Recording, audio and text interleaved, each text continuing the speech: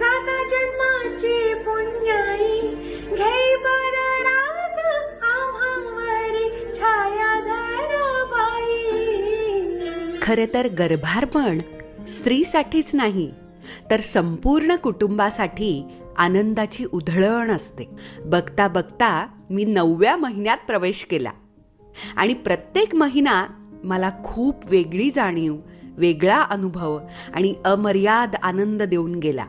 हाच अमर्यादित आनंद मर्यादित पद्धतीनं, त्याला साजेशा अशा सांस्कृतिक ठिकाणी, या संपूर्ण डोहाळ जेवण कार्य